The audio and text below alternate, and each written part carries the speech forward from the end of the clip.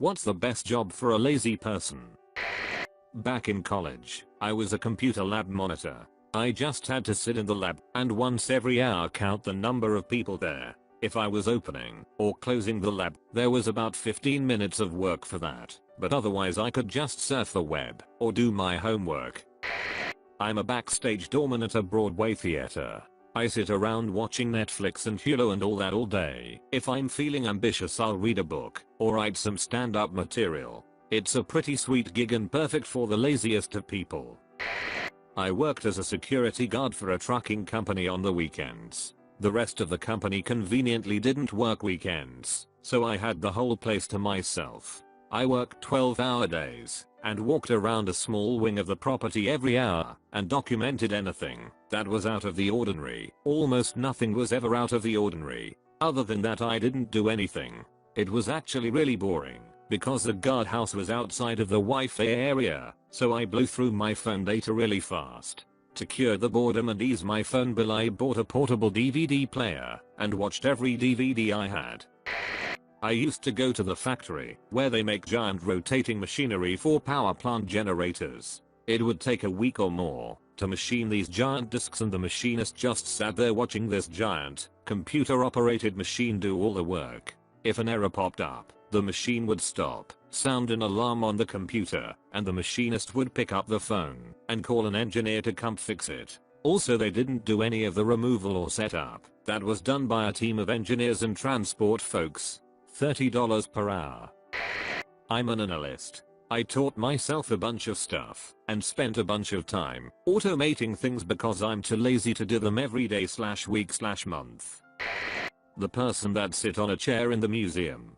They just sit there in one of the most quiet places I visit. And when a person stands too close to one in artwork, they just cough a little and tell you to step back. A guy on the surveying crew has the job of watching a surveying GPS unit all day. He gets dropped off with the unit, said sit up, and sits there and makes sure it doesn't get stolen and that the blue light is still on. That's all he does every day, day after day. He thinks his job is the greatest thing ever. Find a remote data entry job and outsource it to someone who will do it for cheaper. Let them do your job and just collect the difference. A lot of IT related office jobs at big companies involve a lot of downtime for one reason or another, where you're just sitting around waiting for work to come in. Just be careful what you wish for. I did a 6-month work placement at a place doing QC on medical data entry. It was as riveting as it sounds, and due to poor management there were massive stretches of time, like more than a solid week, where there was nothing for us to do. We were literally begging for work because we were soaking bored. If someone had asked me to start hoovering the carpets, I would have jumped at the chance. Creative IT jobs like the video games and special effects industries are major exceptions. Copy editor.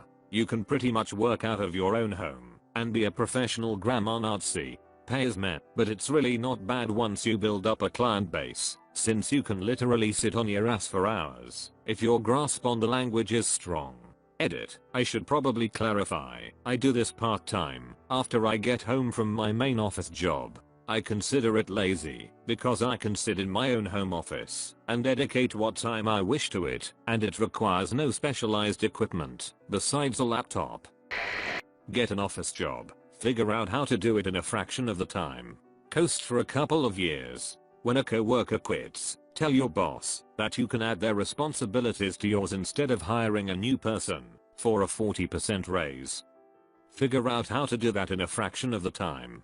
Get all your work done every day and also spend hours on Reddit. Bonus. Literally nobody else knows how to do your job, so they'll think long and hard before downsizing you. It helps if you understand Excel or whatever your office uses more than anybody else in the company. I worked at a pool the summer after my senior year of high school. I wasn't a lifeguard. I just had to have a person show me their Navy card to get in the pool, and I had to check the pH levels of the pool at the end of every day. Only had to text my boss, could be on my phone the whole day, chilled with my then girlfriend, and ate food. Didn't even have to clock out for lunch, and got an extra half an hour every day. The downside was working in the hot sun. You'd be under an umbrella, but the job could get boring. Edit. I should also add most of my friends were Navy kids whose mothers or fathers were working, so I would be able to chill with them all day too because it was their neighborhood. All in all pretty good gig if you're lazy. Edit 2. Also one time me and my friends were there and there was a live skunk in the pool filter.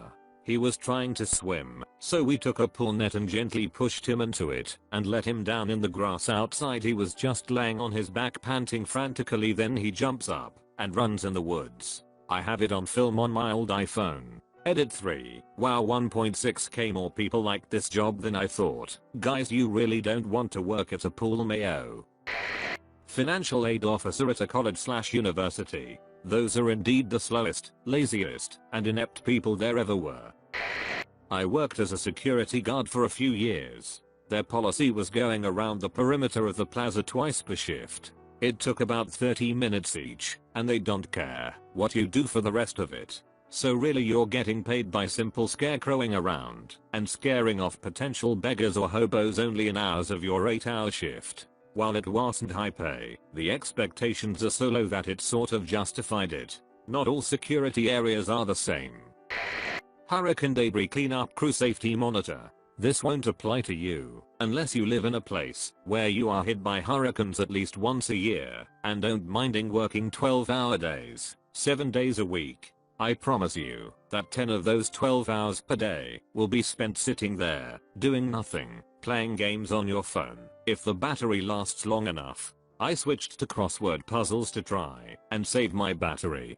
Keep in mind this job only exists immediately after a hurricane hits, and then for about 4 to 5 months afterwards, depending on the strength of the hurricane. You will get time and a half on the final 44 hours of the week, so you essentially get paid for the work of someone who has 2 decent entry-level jobs without actually performing anywhere near that amount of work. Automation design. Been doing it for 26 years and my laziness has advanced my career more than anything else. I hate doing anything twice, so if I have to do it once, I do it in a manner that the next time it's needed it handles itself. I just quit my job because it was too boring for me, but it paid 70 grand a year and had full benefits, and I spent 7 out of 8 hours a day on Reddit. Do tech support for a medical device company that makes a good product. Truck driving. And not in a bad way. I drove a semi for a few years after the military, and it is by far the best job for low energy introverts. You get paid to do nothing other than stare out a window and listen to music/podcast/radio. You have to get out every now and then for work, but you won't be doing any back-breaking work, and it won't be longer than 10 to 15 minutes at most. Best job if you like to be alone and not really have to do anything. Plus it pays really well. I own a out-of-home phone repair business. I repair maybe 2 to 3 phones a day. Takes roughly about 30 minutes each. Then I either play games or relax in bed the rest of the day, and that keeps me going well.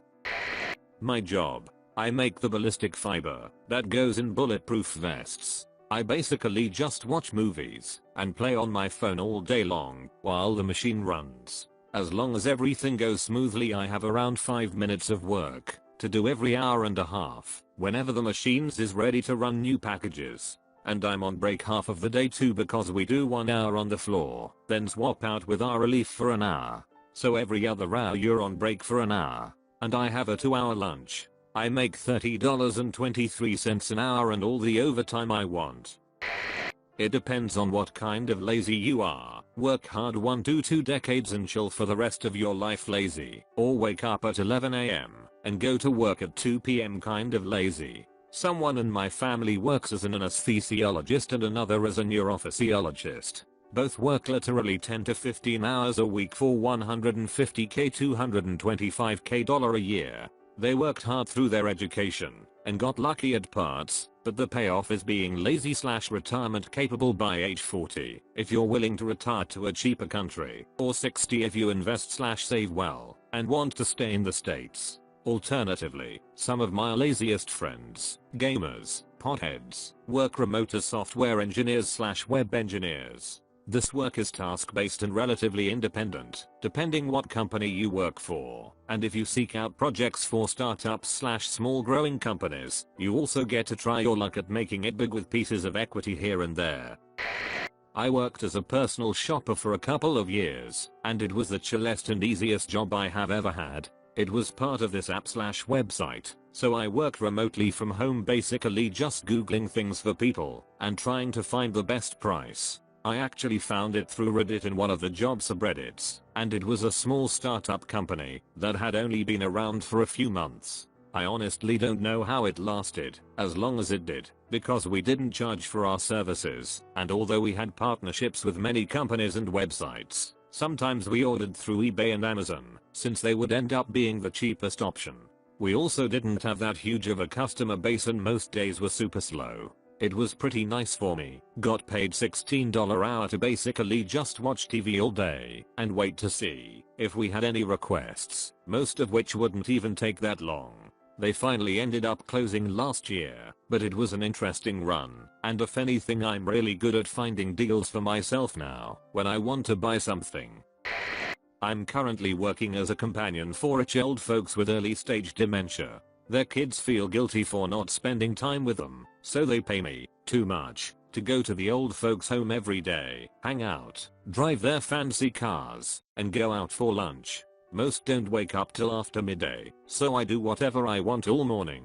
My old guy now likes to go to this expensive restaurant every day for lunch, full on 3 courses with a bottle of wine, which to be honest has become a bit much for me. Every few days, I send the kids a happy smiley pic of the old timer having a good time, and they get the warm fuzzies. I'll drive the Jag or Rolls, get them a paper, but don't do any personal care at all. It's a sweet gig. I'm sure this will likely be lost in the other awesome jobs, but I once had a job that required maybe 10 minutes of work a day. Essentially, it was my job to rent people mobility scooters. I'd sit in a small room surrounded by different colored scooters and I'd just read or watch movies with my feet up, because we had maybe 2 to 4 customers a day. If a person came in for a scooter, I'd ask for their name and postcode, write it down on a piece of paper, and give them the keys. When they came back, I would, usually an hour or two later, I'd charge the scooter by just plugging it in. That's all. The entire job. The work really slowed when the local government started charging for the formerly free service. Then I'd maybe see 3 people a week, and they paid me £8 per hour.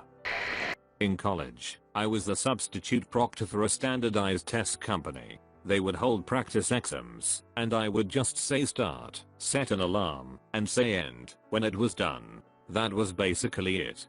Didn't have to look for people cheating, because if you're paying $1,000 to take a class, and you cheat on the practice exam, then that's on you. Easiest beer money in the world, and I got to do work or eat during it. Working at a visitor center along our interstate. My buddy works at one along I-15, and he just sits in a chair and points things out on a map to people all day. He basically is on one long break. He steps out back whenever no one is around, and tokes his e-pen. So basically he sits in an air-conditioned little room, and tells people where cool spots are, and fun things to do on their trip. Plus you get to meet all sorts of interesting and creepy people, all while being baked off his. One time I had a sweet gig as an overpass carriage driver for a sweet old lady neighbor of my mom's friend. She lives alone, is around 90, super mentally and physically with it. She just gets scared at night, and likes the company. I would go over at around 8 PM, watch Dancing with the Stars, or whatever with her, discuss current events, and would usually end up going to bed before her at around 11. She didn't mind, as long as I was in the house. I would wake up and have breakfast with her, then leave around 7 or 8 the next morning. She paid $100 a night. I did this for a while, when I was preparing for my NCLEX, and for a bit after I passed. I had to leave, because I got a job as a camp nurse, and then I ended up moving and getting a real job, so I didn't try to get that job back. I hope she's still alive and that someone else is filling in as well as I did. They were some pretty big lazy shoes to fill.